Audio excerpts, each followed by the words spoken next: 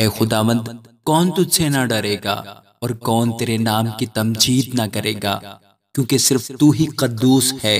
اور سب قومیں آ کر تیرے سامنے سجدہ کریں گی، کیونکہ تیرے انصاف کے کام ظاہر ہو گئے ہیں۔ خداوند کے زندہ اور پاک کلام میں سے مکاشفہ، اس کا 15واں باب۔ پھر میں نے آسمان پر ایک اور بڑا اور عجیب نشان، یعنی 7 فرشتے ساتوں پچھلی آفتوں کو لیے ہوئے دیکھے، کیونکہ ان آفتوں پر خدا کا قہر ختم ہو گیا ہے۔ پھر میں نے شیشے کا سا ایک سمندر دیکھا جس میں آگ ملی ہوئی تھی،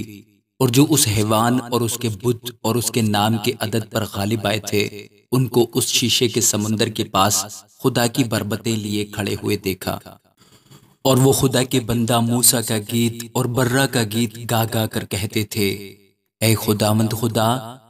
قادر مطلق، تیرے کام بڑے اور عجیب ہیں۔ اے ازلی بادشاہ،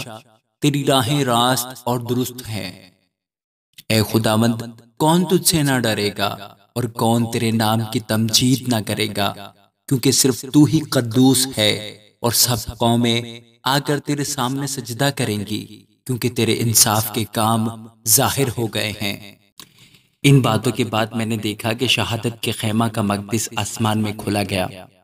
اور وہ 7 فرشتے جن کے پاس 7 آفتیں تھیں، آبدار اور چمکدار جواہر سے آراستہ اور سینوں پر سنہری سینہ بند باندھے ہوئے مقدس سے نکلے،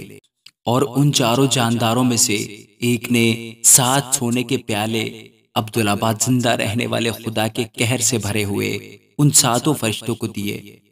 اور خدا کے جلال اور اس کی قدرت کے سبب سے مقدس دھوئیں سے بھر گیا، اور جب تک ان 7 فرشتوں کی 7 آفتیں ختم نہ ہو چکیں، کوئی اس مقدس میں داخل نہ ہو سکا۔ آمین۔